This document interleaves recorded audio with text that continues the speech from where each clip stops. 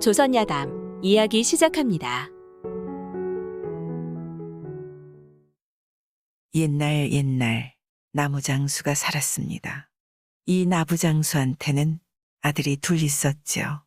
그런데 아들 둘이 다 10살이 넘도록 자고 나면 먹고 나면 빈둥대는 게 일이었습니다.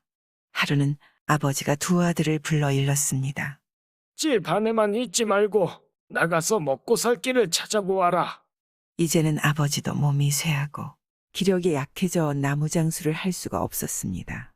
근근히 나무 팔아 끼니를 때우며 살던 형편이었기에 나가서 남의 집 머슴이라도 해야 했습니다. 형제는 집을 나가 먹고 살 길을 찾기로 했습니다. 부모님한테 인사를 드리고는 괴나리 보찜을 지고 집을 나왔습니다.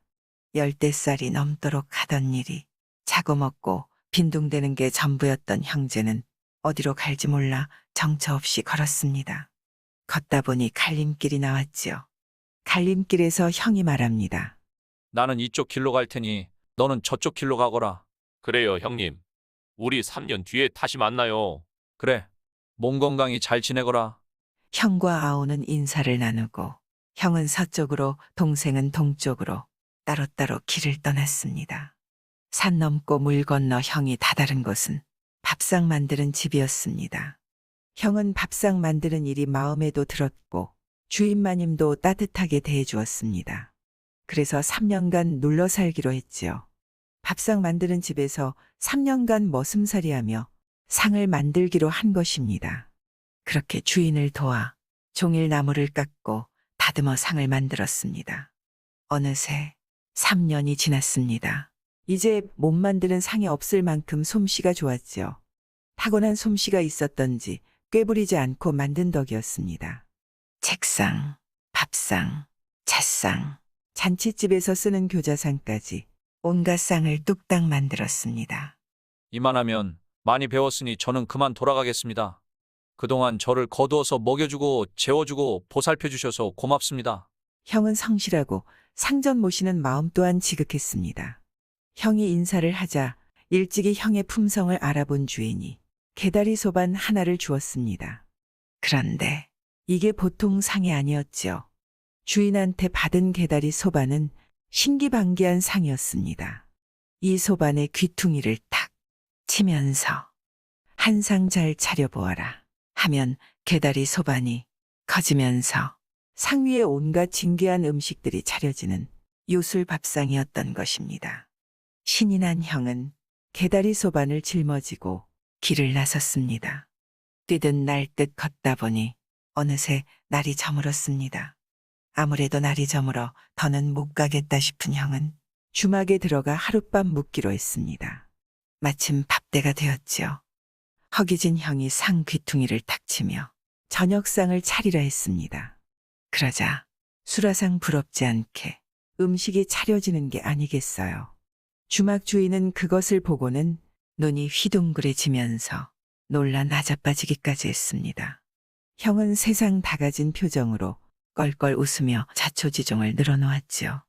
그런데 평소에도 욕심이 놀부 같고 유난히 남의 것을 탐내어 은근슬쩍 뺏기를 좋아하던 주인이 이 상을 보았으니 어찌 됐겠습니까?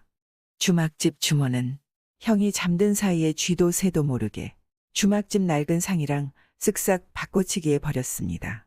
자신의 신기방기한 요술상이 어찌 되었는지도 모르고 한치의 의심도 없이 형은 해뜨기가 무섭게 상을 챙겨 주막을 나섰습니다. 얼른 집에 가서 부모님도 살피고 동네 사람들을 모아 상다리가 휘어지게 잔치를 크게 벌이고 싶어 바삐바삐 서둘렀지요. 집에 다다르자 동네 잔치를 열었습니다. 소식을 들은 마을 사람들이 구름같이 모이자 형은 힘껏 상을 치며 외쳤습니다. 한 상 잘 차려보거라. 그런데 이게 웬일입니까? 사내 진미는커녕 시커먼 보리밥 한 덩이 안 나온 것이었습니다. 형은 자신의 목소리가 너무 작았나 싶어 말합니다. 허허, 밥상 귀가 좀 어두워졌나 봅니다. 형은 배에다 잔뜩 힘을 주고 온 동네가 떠나가라 한 상 잘 차려보아라. 하고 다시 소리쳤습니다. 그런다고 밥이 나오겠습니까? 떡이 나오겠습니까? 나오는 거 하나 없이 사람만 우스워진 꼴이 되었습니다. 서산의 해가 꼴깍 넘어갈 때까지 형은 상을 붙잡고는 을러대고 달래다가 잔치상을 기대한 동네 사람들한테 망신만 당하고 말았습니다. 그럼 동쪽으로 가나오는 어떻게 됐을까요? 아우가 간 곳은 방망이 만드는 집이었습니다. 아우도 형처럼 주인 집에서 눌러 살면서 3년을 하루같이 나무를 깎고 다듬으며 방망이를 만들었습니다. 방망이 집에서 방망이 만들며 머슴살이 한 지 3년이 지나자 아우는 차닥차닥 빨래 방망이, 또닥또닥 다듬이 방망이, 도둑 잡는 육모 방망이, 온갖 방망이를 솜씨 좋게 만들게 되었습니다. 두 형제가 빈둥대고 놀고 먹을 때는 몰랐던지 만드는 것에 남다른 솜씨가 있었던 것이었습니다. 이만 집에 돌아가겠습니다. 약속된 3년이 되는 날 인사를 하니 주인이 방망이 하나를 내주었습니다. 이 아우도 형과 마찬가지로 방망이 집에 있으면서 늘 자신을 걷어주는 주인님을 지극히 모시고 성실히 일했던 것입니다. 그걸 알아본 방망이 집 주인도 그냥 방망이가 아닌 신기방기한 방망이를 주었습니다. 이 방망이는 사람 말을 알아듣는 방망이였죠. 말만 하면 온갖 것이 다 나오고 시키면 시키는 대로 다 하는 방망이였습니다.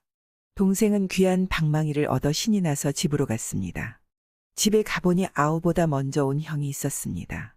3년 만에 만나니 얼마나 좋습니까? 하지만 반가움은 길지 못했습니다. 형은 아우를 봐서 기뻤지만 밥상을 생각하면 죽을 맛이었죠. 형은 아우에게 잃어버린 밥상 얘기를 했습니다. 아우가 형의 얘기를 들으니 기가 막혔죠. 그런 세상에도 없는 상을 도둑 맞았다니 환장할 노릇이었습니다. 한참을 골똘히 생각하던 형이 말합니다. 아우야, 아무래도 주막 주인이 상을 바꿔치기 한 것 같다. 한참을 기가 막혀 하던 차에 형 말을 듣으니 맞다 싶어 아우는 그 길로 주막을 찾아갔습니다. 주막에 들어서자마자 동생은 요술 방망이를 자랑을 했습니다. 그렇습니다. 주모가 훔쳐갔다고 생각한 동생은 주막 주인을 혼쭐 내주고 밥상을 찾으려던 것이었죠. 뱃속이 시커멓고 욕심이 하늘을 찌르는 주모는 이번엔 동생의 방망이가 탐이 나서 눈이 뱅글뱅글 돌 지경이었습니다. 주인은 동생이 잠들기만 기다렸죠. 이윽고 달도 뜨지 않는 칠흑 같은 밤이 되자 주모는 쥐 죽은 듯 조용히 살그머니 방문을 열었습니다. 그리고는 후다닥 훔치려고 방망이를 잡았습니다. 동생은 그때를 놓치지 않고 얼른 소리쳤습니다. 방망이야, 도둑놈을 혼내줘라. 그러자 방망이가 몸뚱이 찜질을 시작하는 게 아니겠어요. 주모는 흠씬 두들겨 맞기 시작했습니다.